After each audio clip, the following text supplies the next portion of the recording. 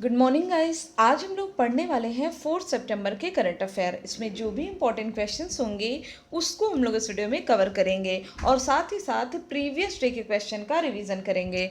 तो आइए शुरू करते हैं टॉपिक को। पहला क्वेश्चन है हमारा कि किसने कोविड-19 रोगियों को भोजन और दवा पहुंचाने के लिए मेडबॉट नाम के एक रोबोट नियंत्रित मेडिकल ट्रॉली को विकसित किया है। तो इंडियन रेलवे ने इसको विकसित किया है। फिर हमारा कि 2020 की डूइंग बिजनेस रिपोर्ट पर रोक लगा दिया किसने, तो जो इसको जारी करता है वर्ल्ड बैंक ने, क्योंकि कहा जा रहा है जो डेटा ये रिलीज कर रहे थे उसमें थोड़ी सी प्रॉब्लम थी, तो इस वजह से इस रिपोर्ट पर अभी रोक लगा दी गई है जांच के लिए।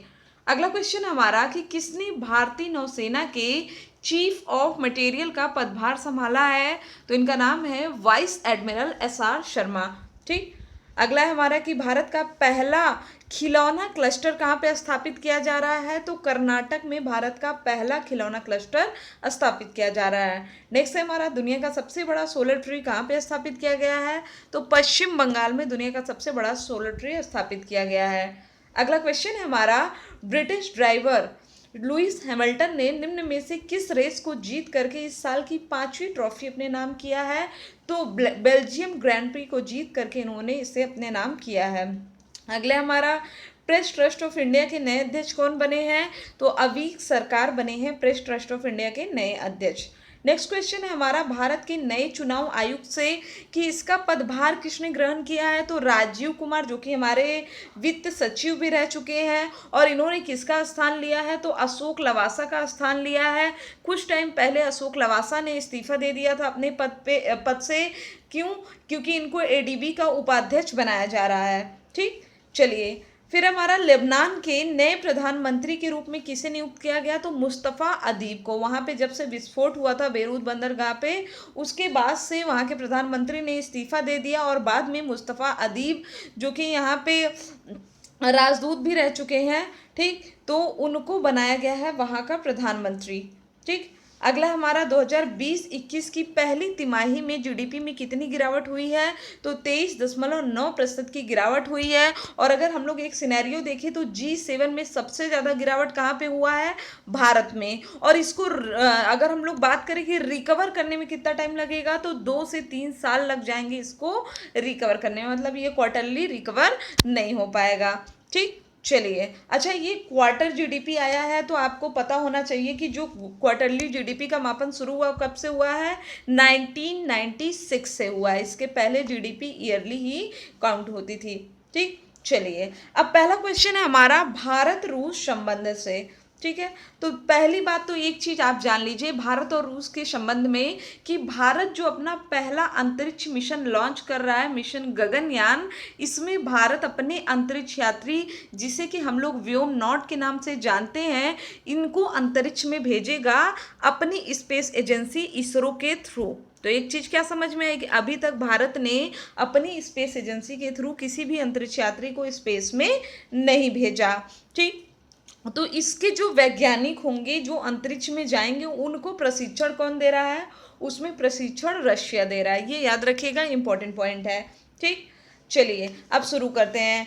अभी आपको मैंने पढ़ाया था कि एक युद्ध अभ्यास होने वाला था जिसे हम लोग बहुराष्ट्रीय त्रिकोणीय सर्विस अभ्यास कवकाश नाम से जानते हैं।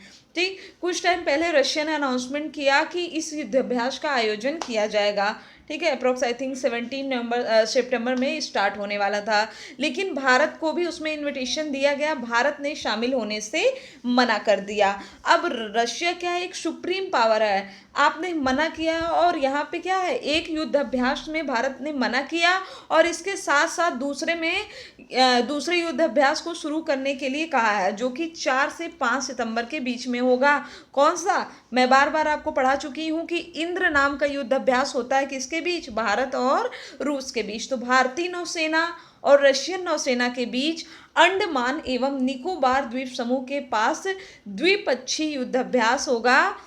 कहाँ पे, अंडमान निकोबार में। तो यहाँ पे पूछ रहा है कि राइट आंसर हमारा कौन सा है, तो A और B दोनों सही है। याद रखिएगा, इंपॉर्टेंट क्वेश्चन है। थोड़ा सा इसका डिटेल देख लेते हैं। देखिए, अगर हम लोग बात करें कि इंद्र अभ्यास की शुरुआत कब हुई है, तो आपको पता होना चाहिए कि सन 2003 से इस युद्ध अभ्यास की शुरुआत किया गया है। ठीक है। और अगर हम लोग कोरोना वायरस की बात करें तो इसकी शुरुआत के बाद ये पहला द्विपक्षीय नौसैनिक अभ्यास होगा। इसके पहले पूर्व व्लादिवोस्टोक में आयोजित होने वाले इंद्र 2020 द्विपक्षीय नौसैनिक अभ्यास को कोरोना के कारण स्थगित कर दिया गया था। ठीक है। 2017 में रशिया के व्लादिवोस्टोक में पहला संयुक्त सैन्य अभ्यास का आयोजन किया गया था, जिसमें दोनों देशों की जल, थल और वायु सेनाओं ने भाग लिया था। ठीक, चलिए नेक्स्ट क्वेश्चन की बात करते हैं। हाल ही में किस देश के अंतरिक्ष वैज्ञानिकों ने ब्रह्मांड में सबसे दूर स्थित एक और स्टार गैलेक्सी, जिसे आकाशगंगा कहते हैं, इसकी खोज किया है? तो यहाँ पे भारतीय वैज्ञानिकों ने खोजा है। ठीक है, देखते हैं अब इसके बारे में। तो देखते हैं, भारतीय खगोलविदों ने ब्रह्मांड की सबसे दूर की नक्षत्र आकाशगंगाओं में से एक की खोज की है, जो कि पृथ्वी से 9.3 बिलियन प्रकाश वर्ष दूर है। और इसकी सूचना किसने दिया है? तो केंद्रीय मंत्री डॉक्टर जितेंद्र सिंह ने दिया और कहा कि ये देश के लिए काफ़ी गर्व की बात है कि भारत की पहली multi wavelength space observatory AstroSat ने पृथ्वी से 9.3 बिलियन प्रकाश वर्ष की दूरी पर स्थित AUD-FS01 नाम से एक आकाशगंगा का पता लगाया है। ठीक, याद रखिएगा इसको। अब इस आकाशगंगा की खोज किसने किया है? तो पुणे में स्थित है inter university centre for astronomy and astrophysics के डॉक्टर कनक साहा के नेतृत्व में खगोलविदों की टीम ने इस कार्य को संपन्न किया है। एस्ट्रोसैट भारत का पहला बहुतरंग दैर्घ्य वाला उपग्रह है, जिसमें 5 अद्वितीय एक्सरे एवं परावैंगनी दूरबीन कार्य कर रही हैं। इसरो ने 28 सितंबर 2015 को इसको लॉन्च किया था, याद रखिएगा। अब देखिए 28 से एक चीज याद रखिए कि 28 अगस्त को हमारा कौन सा प्रधानमंत्री जनधन जो योजना थी, इसके 6 साल पूरे हुए हैं। ठीक है, जिसमें जनधन खाते भी बहुत ज़्यादा खोले जा चुके हैं। और 2015 की बात करें तो 1 जनवरी 2015 को नीति आयोग की स्थापना हुई थी। ठीक है, याद रखिएगा इसको। चलिए अगला क्वेश्चन है हमारा कि भारत वैश्विक नवाचार सूचकांक में किस स्थान पे है? तो भारत इसमें 48वें स्थान पे है। कौन सी रैंकिंग पे है? 48। और रैंकिंग का क्वेश्चन आया तो याद रखिएगा कि अभी वर्ल्ड बैंक ने जो डूइंग बिजनेस वाला इनका इंडेक्स था उस पर रोक लगा दिया है कुछ डेटा एरर की वजह से। ठीक है, तो 2019 के मुकाबले में 4 स्थानों का उछाल लगाते हुए भारत की रैंकिंग 48 हुई है। और विश्व बौद्धिक संपदा सूचकांक द्वारा तैयार किए गए सूचकांक में 131 देशों से जुड़े ताजा वैश्विक रूप और वार्षिक नवाचार रैंकिंग दर्शाए गए हैं। अगला क्वेश्चन हमारा, केंद्रीय मंत्रिमंडल ने राष्ट्रीय सिविल सेवा क्षमता निर्माण के लिए किस मिशन को मंजूरी दिया है? तो यहाँ पे कर्मयोगी मिशन को मंजूरी दिया है। किसने? केंद्रीय मंत्रिमंडल ने। ठीक है, सरकार ने जनता को बेहतर सेवा प्रदान करने के उद्देश्य से एक नया व्यापक सिविल सेवा सुधार कार्यक्रम शुरू किया है और इसका नाम क्या है? मिशन कर्मयोगी, जिसका उद्देश्य क्या है? भारत में व्यक्तिगत, संस्थागत, प्रक्रियागत स्तरों पर क्षमता निर्माण तंत्र में बदलाव करना। ठीक है, याद रखिएगा इसको। और इस कार्यक्रम को एकीकृत सरकारी ऑनलाइन प्रशिक्षण आई गॉट कर्मयोगी प्लेटफॉर्म की स्थापना करके कार्यान्वित किया जाएगा। भारत में 2 करोड़ से भी अधिक कार्मिकों की क्षमताओं को बढ़ाने के लिए व्यापक और अत्याधुनिक संरचना सुलभ कराएगा ये प्लेटफॉर्म। अगला हमारा, 7 साल में ग्रैंड स्लैम एकल मुख्य ड्रा जीतने वाले पहले भारतीय कौन बने हैं? तो इनका नाम है सुमित नागल। याद रखिएगा, राइट आंसर क्या हो जाएगा? Sumit Nagal, option number 1। 23 वर्षीय इस खिलाड़ी ने यूएस ओपन टूर्नामेंट के दूसरे दौर में प्रवेश किया है और पुरुष एकल के पहले दौर में संयुक्त राज्य अमेरिका के ब्रैडली क्लैन को हराया है। इससे पहले Somdev Devvarman Australian open, French open और यूएस ओपन के दूसरे दौर में पहुंच गए थे। ठीक है, तो अभी देखिए यहाँ पे एप्लीकेशन आ चुका है और अब आपके लिए एक चीज़ अच्छा है कि जो लोग भी पेड क्लास खरीदना चाहते हैं, किसी भी एग्ज़ाम की तैयारी कर रहे हैं, तो अभी के लिए तो फिलहाल दिल्ली पुलिस का कोर्स लॉन्च किया गया है। इसके अलावा नेट का कोर्स लॉन्च करने की बात चल रही है। ये आपके डिमांड के ऊपर डिपेंड करता है कि कौन पढ़ना चाहता है। ठीक है, तो आप एप्लीकेशन से देख सकते हैं। इसके अलावा जिन लोगों ने इंस्टॉल नहीं किया है वो एप्लीकेशन को इंस्टॉल करके रेटिंग और रिव्यू जरूर दे दें। ठीक है, आपको कोई भी दिक्कत आती है अगर इस प्रोसेस में, तो आप हमारा जो नंबर दिया गया है आपको हेल्पलाइन, उस पर कॉल कर सकते हैं।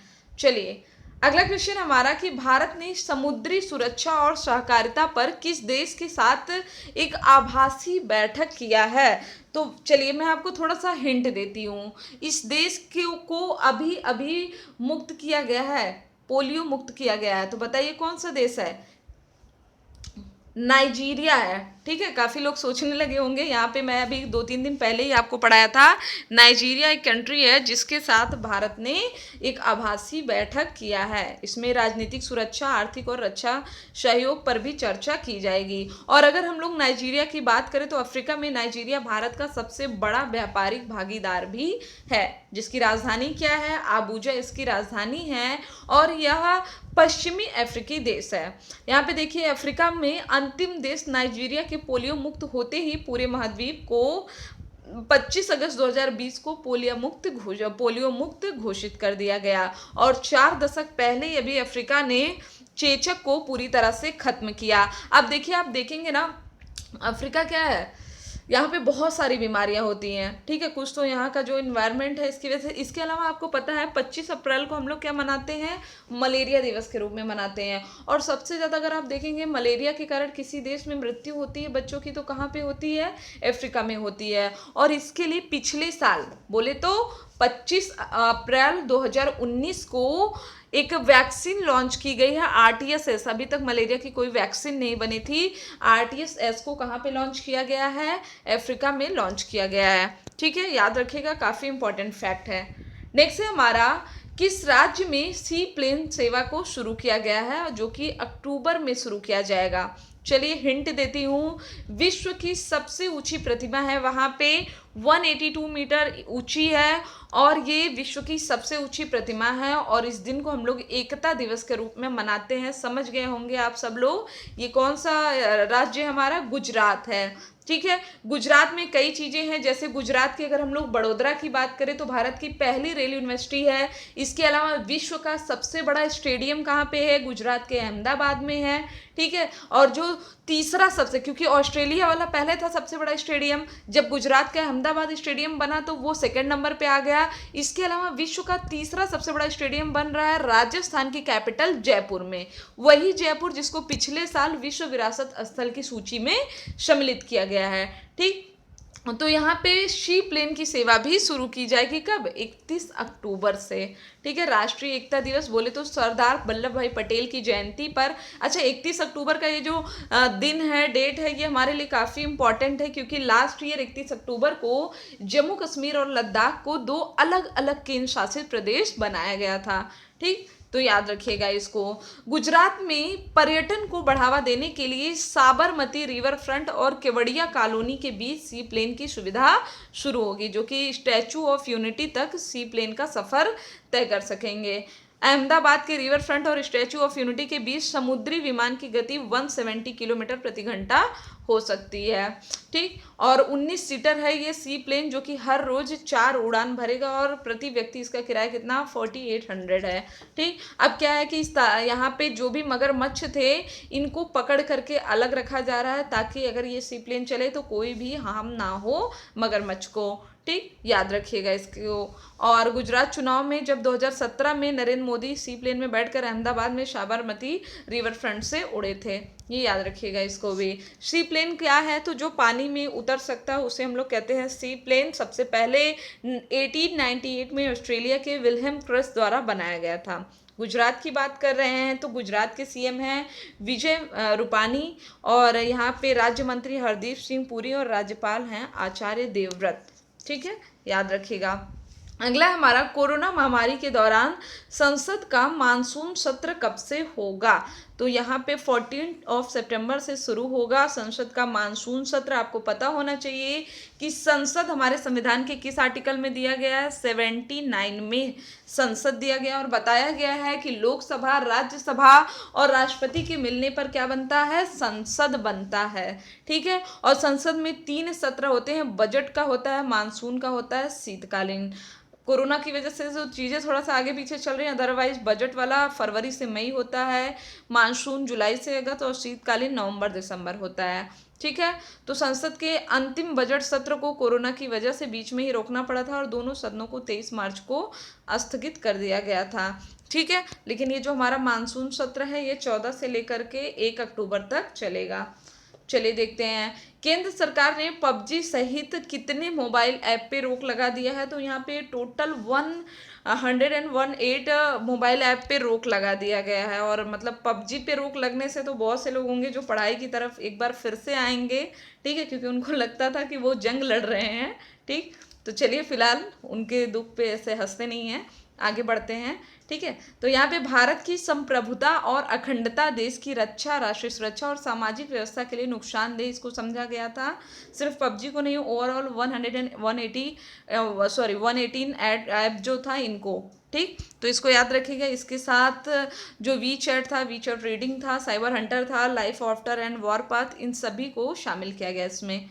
नेक्स्ट हमारा विश्व नारियल दिवस कब मनाया जाता है। तो 2 सितंबर को मनाया जाता है विश्व नारियल दिवस। ठीक है, नारियल की उपज को बढ़ाने के लिए, जागरूकता पैदा करने के लिए एशिया प्रशांत नारियल समुदाय द्वारा 2009 में इसका आयोजन किया गया था। और भारत में केरल में नारियल का सबसे अधिक उपयोग होता है। तो ये थे हमारे आज की इंपॉर्टेंट क्वेश्चन। आई होप कि आपको वीडियो अच्छा लगा होगा। वीडियो अच्छा लगे तो चैनल को सब्सक्राइब करिए, शेयर करिए और लाइक करना ना भूलें। इसके अलावा जो भी कोर्सेज, चाहे वेबसाइट हो चाहे एप्लीकेशन हो, जो भी आपको फैसिलिटीज़ दी गई है, इन केस अगर आप चीज़ें पढ़ लेते हैं तो जो भी आपके दोस्त हैं, जो भी पढ़ना चाहते हैं, बहुत से लोग हैं जो पढ़ना चाहते हैं बस अफोर्ड नहीं कर पाते, तो ये एक फ्री सुविधा है जो आप सबके साथ शेयर कर सकते हैं। मे बी कोई पढ़ना चाहता हो, उसको आपकी वजह से एक हेल्प मिल जाएगी। ठीक है, तो शेयर जरूर किया करिए, जो भी आपके फेसबुक अकाउंट हो या फिर एजुकेशनल ग्रुप हो, हर जगह। ठीक है, तो आज के लिए बस इतना ही। Thank you friends, thank you so much.